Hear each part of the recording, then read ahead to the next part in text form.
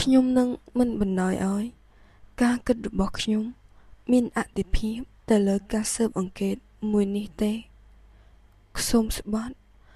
ដោយកិត្តិយសរបស់ខ្ញុំនឹងមិនឲ្យនរណាម្នាក់មកវិនិច្ឆ័យលើនាងម្ដងទៀតឡើយហើយខ្ញុំនឹងប្រាប់ព័ត៌មានដែលខ្ញុំដឹងដល់នាងទាំងអស់ទោះបីជាលោកនិយាយបែបនេះក៏ដោយខ្ញុំនៅតែមិនអាចជឿលោកបានទាំងស្រុងតើលោកពិតជានៅចំកណ្ដាលពិតមែនឬអត់ជនដែលសង្ស័យតែម្នាក់គត់គឺជាខ្ញុំអ្នកដែលនៅជាមួយខ្ញុំនៅពេលនោះគឺ Erisa និង Duchess តើលោកប្រកាសឬថានឹងអាចធ្វើវាដោយយុត្តិធម៌បំផុត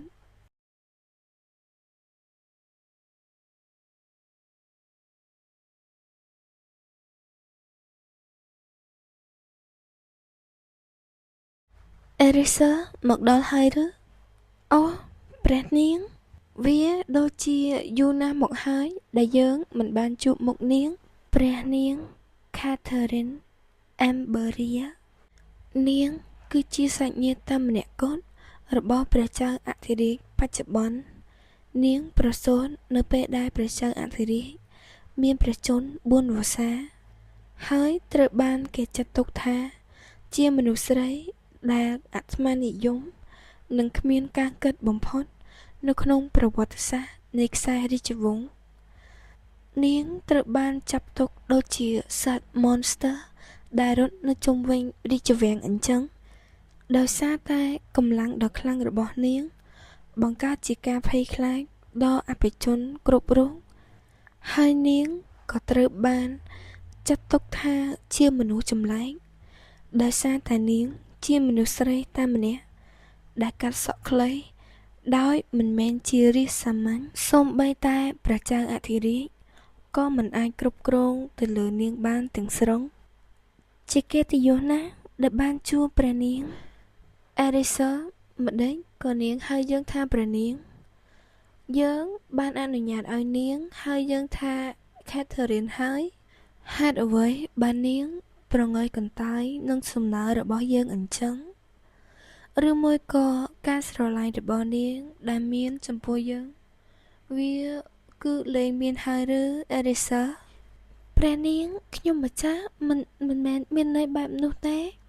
ហើយមនុស្សតែម្នាក់ដែលព្រះនាងមានភាពស្និទ្ធស្នាលជាមួយនោះគឺជា Erisa ទោះបីជានាង Catherine ខ្ញុំនឹងអរគុណជាខ្លាំងប្រសិនបើនាងមិនធ្វើឲ្យ Erisa ទៅទាល់បែបនេះទោះបីជា Erisa ជាមនុស្សដែលឆក់យកបេះដូងមនុស្សប្រុសដែលនាងលួចស្រឡាញ់ក៏ដោយយើងគ្រាន់តែធ្វើលេងទេតើ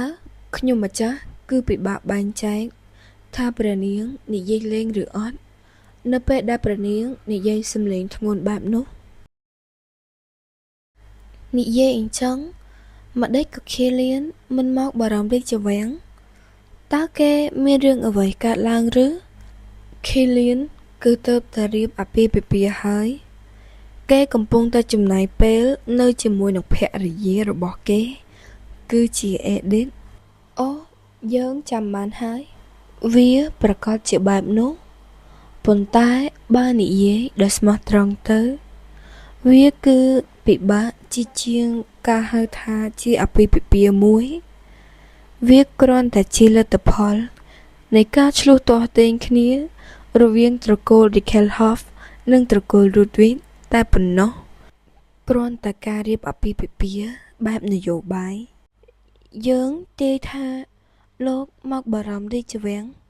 គឺដោយសារតែចង់ពិភាក្សារឿងនេះជាមួយនឹងព្រះចៅអធិរាជមែនឬអត់ Lansdowne និង Dickelhoff គ្រាន់តែស្ដាប់ឮឈ្មោះនេះក៏ធ្វើឲ្យយើងមួម៉ៅដែរប៉ុន្តែនាងមើលទៅដូចជាមិនឆ្លាតប៉ុន្មានទេវាគឺជារឿងល្អសម្រាប់យើងឆ្ងល់ណាស់តើមនុស្សស្រីម្នាក់នោះជាមនុស្សបែបម៉េចយើងមិនចាំថាពីមុននាងមានសភាពបែបណាឡើយហើយយើងមិនចង់និយាយពីនាងទៀតទេ ព្រះចៅអធិរាជគឺកំពុងតែរងចាំអ្នកទាំងអស់គ្នាតើទ្រង់អាចក្លាយជាខ្សែរាជវង្សបានយ៉ាងដូចម្តេចបើមិនចង់និយាយពីនយោបាយនោះនេះប្រហែលជាមិនសពប្រទេសព្រះចៅអធិរាជយ៉ាងខ្លាំងហើយលោកលេងសើចពេកហើយគ្មានថ្ងៃណាដែលខ្ញុំមិនឆ្លោះគ្នាជាមួយនឹងទ្រង់ទេទូលបង្គំគិតថាទ្រង់គួរតែចូលរួមនិយាយពីបញ្ហារបស់ពួកយើងបានហើយខ្ញុំនឹងទៅដើរលេងជាមួយនឹងអេរីសើយកពាក្យដែលលោកមិនពេញចិត្តទៅប្តឹងព្រះចៅអធិរាជទៅកុំភ្លេចពេលដែលលោកត្រឡប់ទៅវិញផ្ញើពាក្យរាក់ទាក់របស់ខ្ញុំទៅកាន់ Duchess ផងបានប្រកាសណាស់អេរីសើមកខាងនេះមកខ្ញុំនឹងនាំនាងទៅមើលសេះដែលខ្ញុំទៅតែទិញនាងពិតជាមានអត្តចរិតដ៏ប្លែកខុសពីគេខេលៀនឯងទៅតែមកពីនិយាយជាមួយនឹងភរិយារបស់ឯងឬ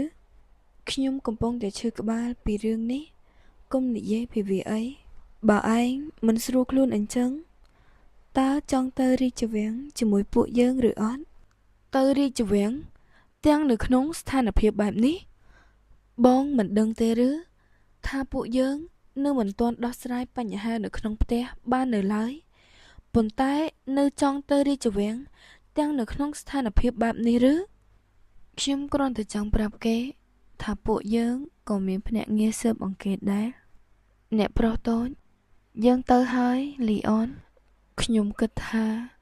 មូលហេតុដែលគេខ្លាចជាបែបនោះ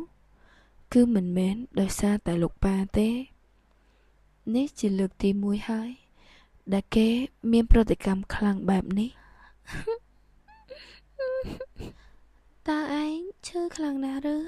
នោះគឺជាអ្នកជំងឺដែលគេនៅក្រែចិត្តខ្ញុំទេតើខ្ញុំសុំតបផងណាដែលធ្វើឲ្យឯងភ្ញាក់អូមិនអីទេទោះយ៉ាងណាក៏ខ្ញុំគេមិនលក់ដដែលឯងគេមិនលក់នឹងយំបែបនេះដោយសារតែខ្លាចស្លាប់ដែរឬមិនមែនទេខ្ញុំមិនខ្លាចស្លាប់នោះទេខ្ញុំសង្ឃឹមថាខ្ញុំនឹងស្លាប់ហេតុអ្វីគ្រួសាររបស់ខ្ញុំនៅពេលដែលខ្ញុំឈឺពួកគេចាប់ទុកខ្ញុំគឺជាបន្ទុករបស់ពួកគេទាំងនេះគឺជាកំហុសរបស់នាងដែលយើងត្រូវមកមើលក្មេងស្រីអត់បានការម្នាក់នេះទោះបីជាក្រោយមកគ្រូពេទ្យបានពិនិត្យឃើញថាខ្ញុំនិងបងប្រុសរបស់ខ្ញុំពួកយើងមានខួរឆ្អឹងខ្នងដូចគ្នាដែលអាចវះកាត់ជំនួសបានប៉ុន្តែខ្ញុំមិនធ្វើទេវាមើលទៅដូចជាឈឺខ្លាំងណាស់គ្រាន់តែយកឆ្អឹងជំនីជ្រុងជំនួសឲ្យនាងទៅបើអញ្ចឹងឲ្យខ្ញុំស្លាប់ទៅគឺប្រសើរជាងឯងចង់ស្លាប់ដោយសារតែវាមិនមែនដូចអ្វីដែលឯងចង់បានតែយើងនៅតែច្រណែនឯងវាគឺសំណាងណាស់ដែលមាននរណាម្នាក់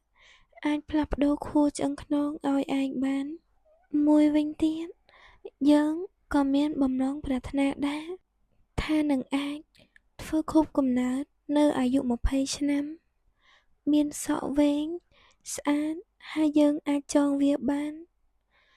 លាប lipstick និងផាត់មុខ make up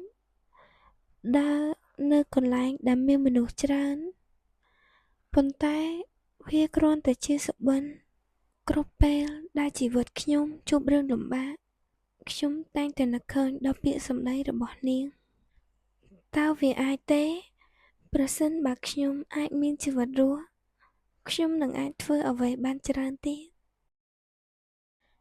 នាងនិយាយថានាងខ្លាចស្លាប់នៅពេលដែលខ្ញុំបានវះកាត់ខួរឆ្អឹងខ្នងហើយខ្ញុំក៏បានចាកចេញពីមន្ទីរពេទ្យដោយមិនបានសូម្បីតែនិយាយពាក្យលានោះគឺជាមូលហេតុដែលខ្ញុំមិនអាចចោះចាញ់ដោយងាយៗបានទេមែនហើយដរាបណាខ្ញុំនៅមានជីវិតខ្ញុំនៅតែអាចធ្វើរឿងអ្វីបានជាច្រើនទៀត